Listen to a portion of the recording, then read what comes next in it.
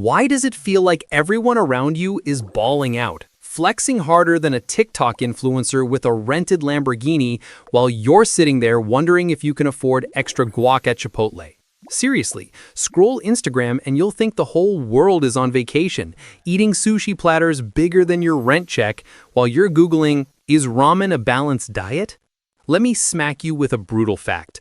According to the Federal Reserve's 2023 survey of consumer finances, the median net worth of an American household is about $192,900. Sounds solid, right? But here's the kicker. The average net worth is $1.06 million. Translation, a handful of rich Chads and Karens are dragging the curve up while the rest of us peasants are broke as. And you, my friend, feel poor not because you actually are, but because the illusion of wealth is blasted in your face 24/7 like a fire hose of fake flexing. Welcome to Peter Finance. I'm not your suit and tie snooze fest guru who whispers about compound interest like it's some forbidden magic spell. Nah. I'm here to tell you why your neighbor's leased BMW isn't the flex you think it is, why that six-figure lifestyle is often more like six-figure debt, and most importantly, what the hell you can do about it. Before we dive in, smash that subscribe button like it owes you money, because unlike the other boring finance channels, I'm dropping truth bombs with a side of roasted egos and math so simple, even your cousin can't count Carlos could follow it. Oh, and hit the like button too. Not because I care about your approval, though let's be real, I do, but because the YouTube algorithm treats likes like free Red Bull, and we want this video flying. Now, let's get to the meat. Why does it feel like everyone is richer than you? First off, let's talk about lifestyle creep, or as I like to call it, financial herpes. Once you catch it, it flares up every time you get a raise. You make an extra $500 a month? Boom! You upgrade your apartment. Another $1,000 a month? Congrats! You've now convinced yourself you need a Tesla because your neighbor, successful Steve, just pulled into the driveway with one. But here's the ugly stat. The Bureau of Labor Statistics reports that the average American household spends 92% of their income every year. 92%. That means the average person saves about 8%, aka chump change, while their expenses expand like a balloon at a toddler's birthday party. Let's make this simple. If you earn $60,000 a year, after taxes, you're pocketing roughly $48,000. At a 92% spending rate, that's about $44,000 gone. That leaves you just $4,000 for savings, investments, emergencies, and that one time you got drunk and bought a Peloton. $4,000 isn't wealth, it's barely a parachute. And yet, you look at your coworker, Vacation Vicky, posting selfies in Greece every summer, and you think, damn, she must be killing it. Nope, chances are she's just racking up credit card debt like it's Pokemon cards. Speaking of which, the average U.S. household credit card debt in 2024, $7,951 according to TransUnion. Nearly $8,000 of pretend money owed to banks charging you 20% interest while you pay the minimum and pray. That's not wealth, that's modern slavery with a rewards program. So why does it seem like everyone else is richer? Because the flex is easier than ever. You don't need actual money to look rich, you just need financing and filters. Lease a car you can't afford. Book one trip on a credit card and drip feed the pictures for 6 months. Buy sneakers on Klarna, pay later. Boom, you're living the life. Meanwhile, the reality check? The U.S. median household income in 2024 is about $74,580 according to the Census Bureau. After taxes, call it $60K. Now here's the wild part. According to Zillow, the average monthly rent in the U.S. is $2,008. That's $24,000 a year just for the privilege of having a roof. Add in food, transportation, health insurance, and you're basically working so you can survive and maybe stream Netflix in peace. And that's the twisted game. Your brain compares your behind-the-scenes struggles with everyone else's highlight reel. You see Promotion Paul buying a house and you think, why not me? But you don't see Paul crying over his $3,200 mortgage or praying the HVAC doesn't explode. Now here's where it gets fun. I'm not just here to roast your broke feelings, I'm here to drag the numbers into the light so you can stop falling for the illusion. Because wealth isn't the vacation photos, the Louis Vuitton bag, or even the six-figure salary. Wealth is freedom. The freedom to not panic when your car battery dies. The freedom to say nah to a toxic job. The freedom to actually retire before you're 97 and pissing in a Home Depot bucket. And guess what? You can build that freedom, even if you're not some Silicon Valley crypto bro selling monkey JPEGs. But before we go further, I need you to do something. Download this video. Yeah, I said it. Download it. Why? Because I'm about to walk you through math, stats, and breakdowns so juicy your brain might short circuit. And unlike your Tinder matches, this video won't ghost you. You'll have it in your files forever. Rewatch it whenever you're tempted to compare yourself to Flexing Freddy on social media. All right, strap in because next, we're breaking down exactly where the money goes, how the averages fool you, and why your broke neighbor might secretly be just as broke as you. All right, so now that we've set the stage and slapped the fake flexers with reality, let's get surgical with the numbers, because money doesn't lie. People do. Instagram definitely does. But numbers? Cold, unsexy truth. Let's start with income. Like I said, median household income is about $74,580 in the US. That means half of households make more, half make less.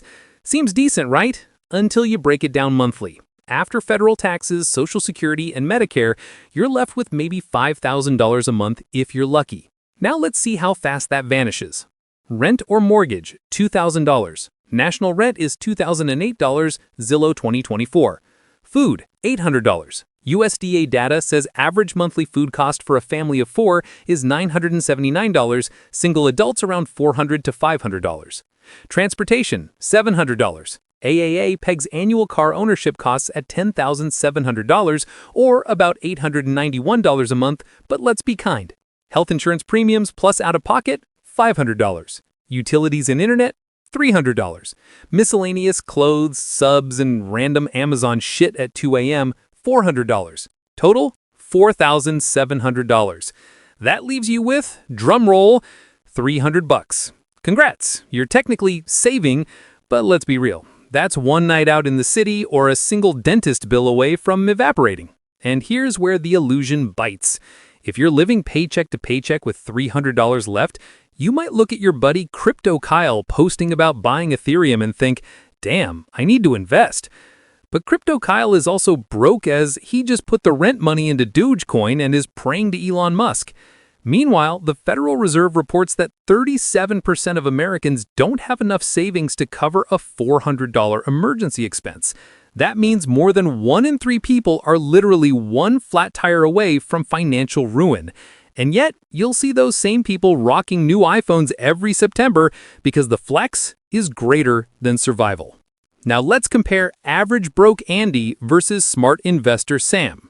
Andy makes that same $74,580 income. He spends 92% of it, saves a sad $4,000 a year, and complains that the system is rigged. He leases cars, buys Starbucks every day, and when he gets a raise, he upgrades apartments. By 40, he's stressed, broke, and Googling, can kidneys be sold legally? Sam, on the other hand, decides to play the long game. Same $74,580 income, but instead of blowing 92%, Sam caps lifestyle at 75%. That frees up about $15,000 a year to invest. Now watch what happens. Take that $15K a year and dump it into a boring S&P 500 index fund averaging 8% annual return. After 10 years, $217,000. After 20 years, $684,000. After 30 years, $1.67 million. Same salary, different discipline. Sam retires early. Andy works until his back cracks like a glow stick. And here's the spicy irony. Andy probably looked richer than Sam the whole time. New car smell, trendy vacations, designer sneakers. Meanwhile, Sam looked boring. Old car, modest apartment, maybe skip some dinners out. But at the end of the road, Sam has freedom. Andy has receipts. It's the same story with debt. Credit card debt averages about $8,951 per household, with interest rates averaging 21% in 2024. Let me put that in human terms. If you have an $8,000 balance and you only pay the minimum, it'll take you 28 years to pay off, and you'll fork over $13,000 in interest.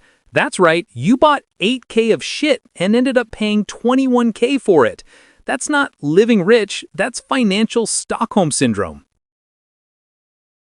Meanwhile, smart investor Sam uses credit cards for rewards, pays them off monthly, and lets the bank cry instead of him. Here's another breakdown. Let's say you're 25 and you invest just $300 a month. That's less than your Uber Eats bill. By 65, at an 8% return, you'd have around $1 million. But most people say, I can't afford to invest. Translation, I can't skip brunch. The problem is relativity. Humans don't measure success in absolutes. We compare ourselves to neighbors. If you live in a city where everyone's flexing BMWs, your reliable Toyota feels embarrassing. But in reality, Mr. BMW is likely leasing that car, paying $800 a month for the privilege of looking rich. Meanwhile, you own your Toyota outright. You're winning, but social media has you convinced you're losing. Here's where the psychology hits. A 2022 APA study found that social comparison on social media directly increases financial dissatisfaction. You literally feel poorer just by scrolling, and marketers love it because your insecurity equals their profit. That's why ads say, treat yourself, you deserve it, instead of, here's another way to chain yourself to debt, you gullible clown. So let's step back. Why does everyone seem richer than you? Because people finance lifestyles they can't afford. Because you're seeing highlight reels, not balance sheets. Because comparison is the thief of joy and savings. And because most people don't do the boring stuff that actually builds wealth. And that's where the choice comes in. You can be Andy, flashy now, broke later. Or you can be Sam, boring now, free later. But here's the twist. I'm not telling you to live like a monk, clipping coupons, eating plain rice for 40 years. That's finance guru cosplay. What I am telling you is this. Start shifting just 10 to 15% of your income into savings and investments, and you'll separate yourself from 90% of people who spend like drunken sailors. Remember, the median 401k balance for people aged 35 to 44 is only $45,000 according to Fidelity. That's not even 1 year of retirement. So if you can push yourself just a bit above average, you're already in the top tier of financial sanity. And once again, download this damn video. I'm about to hit you with more math and strategies that'll make your broke uncle yell rigged at Thanksgiving. You'll want to rewatch it when you forget why skipping that new iPhone actually matters. All right, let's get surgical with solutions. Because roasting broke habits is fun, but if I don't hand you tools, then I'm just another loudmouth on YouTube. And trust me, there are already too many of those. Step 1, track your money. Yeah, I know, boring, but you can't fix what you don't measure. According to a 2023 TIAA survey, only 38% of Americans even know how much they spent last month. The rest are just guessing like drunk gamblers. No wonder you feel broke. You don't even know where the cash leaks are. Download Mint, YNAB, or even use a damn spreadsheet. Write it down. If you see that you dropped $600 last month on DoorDash, congrats, you found your first Ferrari payment. Step 2, kill bad debt. Credit cards charging you 20% are not rewards programs, they're legalized robbery. Pay that down like it's your worst enemy. Here's the math. If you've got $7,000 in credit card debt and you're paying $300 a month at 21% interest, it'll take 33 months and $9,900 total cost. But if you attack it with $600 a month, it's gone in 14 months, saving you $1,500 in interest. Boom, instant raise. Step 3. Automate investments. Don't wait until the end of the month to see what's left.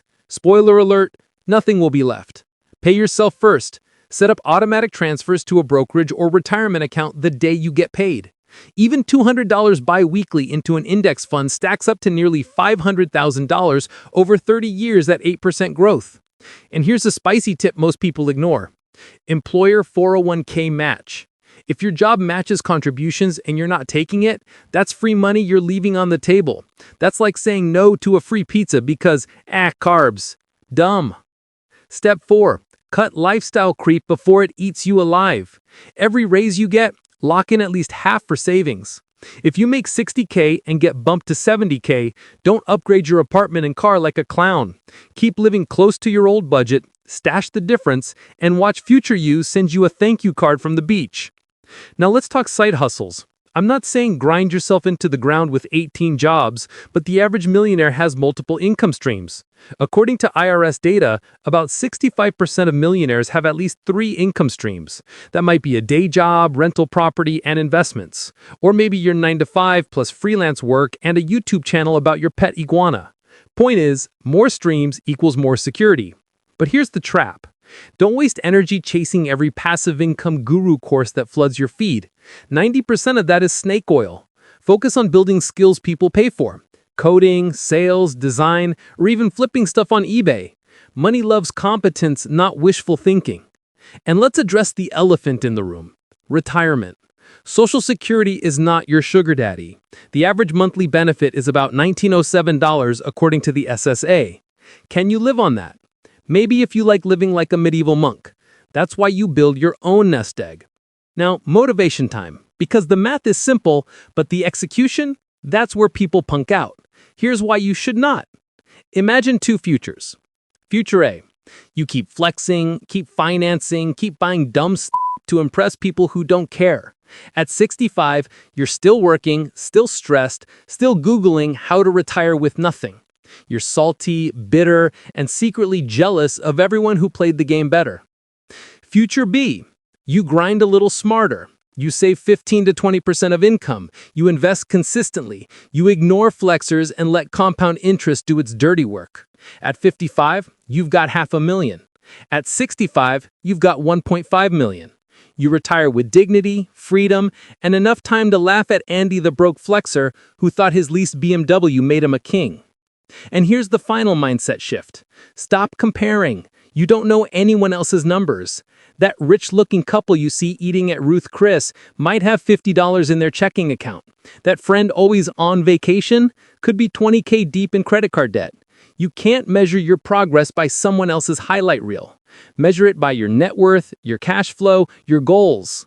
So the next time you feel that pang of, why is everyone richer than me? Remember, odds are they're not. They're just louder with their money or their debt. Your quiet, boring consistency is wealth in disguise. And if you're serious, start today. Open that brokerage account, throw $100 in, and watch how fast the illusion starts to fade when you're actually building your own numbers. Before we wrap, here's your final homework. Download this video. Yeah, I'm hammering it again. Because when you're tempted next week to blow your paycheck on a shiny toy, I want you to come back here, replay this, and let my voice roast you into making a smarter choice. Keep it in your files like your personal financial hype man. So, subscribe to Peter Finance, where we cut, roast bad habits, and actually give you the math to win. And remember, flashy is easy, freedom is rare. Choose freedom.